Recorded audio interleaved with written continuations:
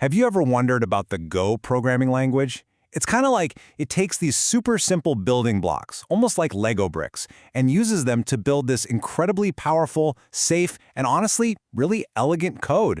So how does it do that? Let's dive in and find out. Okay, so this is where we start. It's straight from Go's own documentation. And it's a pretty bold claim, right? It says that on the surface, Go might look familiar if you're coming from C or C++, but underneath, there's this hidden power, especially in how a program boots up. And that's the big question we're going to tackle. What is it that makes Go's approach so powerful? The thing is, it's not just one flashy feature. It's a whole chain of smart design choices that build on each other, and it all starts with the absolute basics. And when I say basics, I mean basics. We're talking constants and variables. Now, I know what you're thinking. That's programming 101, but trust me, understanding the really sharp line Go draws between these two is the very first key to unlocking its whole philosophy. So what's the big deal? It all comes down to timing. See, constants in Go, their value is locked in at compile time. The compiler knows exactly what they are before the program even starts. Variables, on the other hand, get their values at runtime.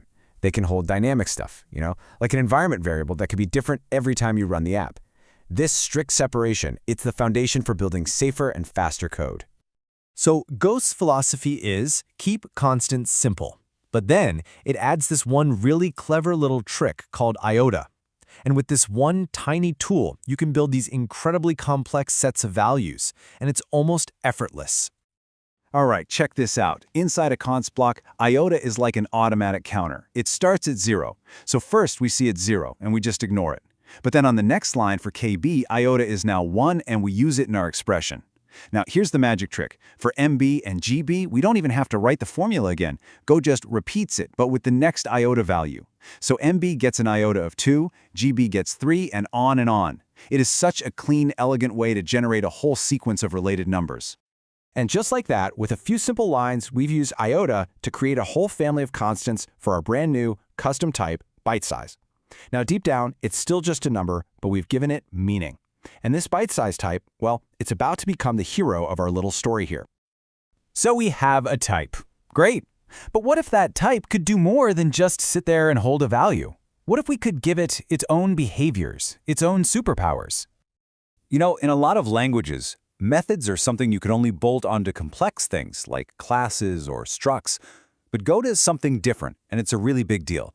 You can attach a method to any named type you create. Yeah, any. That means our humble byte size, which is basically just a number, can have its very own functions. It's a subtle change, but it's incredibly powerful. And this is exactly how we do it. We're creating a string function and attaching it right onto our byte size type. This function's whole job is to look at the number inside and return a nice human-readable string. Instead of a giant number, it'll say 1.2 MB or 3.4 GB. And here it is, the payoff. Now, anytime we try to print a byte-sized value, Go automatically calls our custom string method. Think about that. The simple constant we made with IOTA now knows how to describe itself perfectly to a human. It's not just a number anymore. It's like a self-aware piece of data. Okay, this brings us to a really, really important concept in Go. And honestly, it's one that trips a lot of people up at first.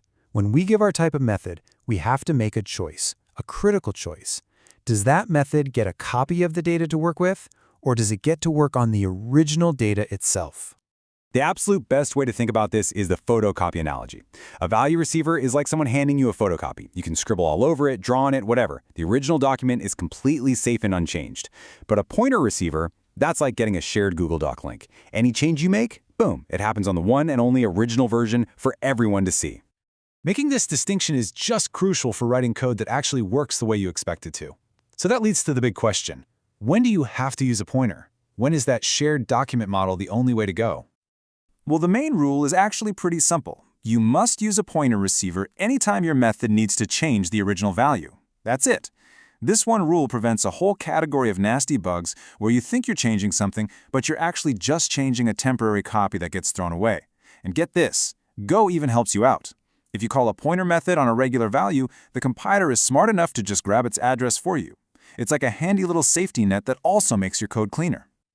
And this choice has a huge payoff. Because we chose a pointer receiver, our custom type can now satisfy standard interfaces built right into the language. like io.writer. What that means is our little type now plugs right into the entire Go ecosystem. It can be used anywhere the standard library needs something you can write data to. How cool is that? Which brings us full circle, all the way back to that quote from the beginning about powerful initialization. We've seen how constants, types, and methods all build on each other. So what's the final piece of this puzzle? It's a special function called init.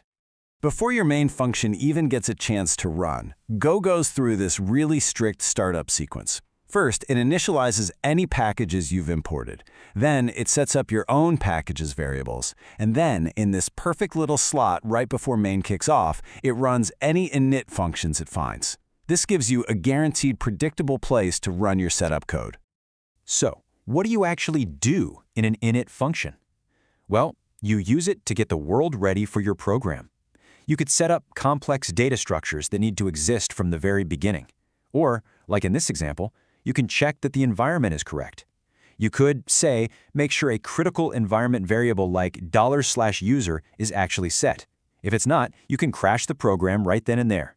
It's your last chance to make sure everything is perfect before your main logic starts. So there you have it, from compile time constants and that clever IOTA, all the way to explicit pointer receivers and that well-defined init sequence, you can really see how Go's power comes from stacking these simple, safe ideas on top of each other. Every step is designed to prevent common mistakes and build a really solid foundation. And that leaves me with one last thought for you. Go's design is all about protecting developers from shooting themselves in the foot. So what's the most protective, or maybe the most helpful feature you've ever seen in any programming language you've used?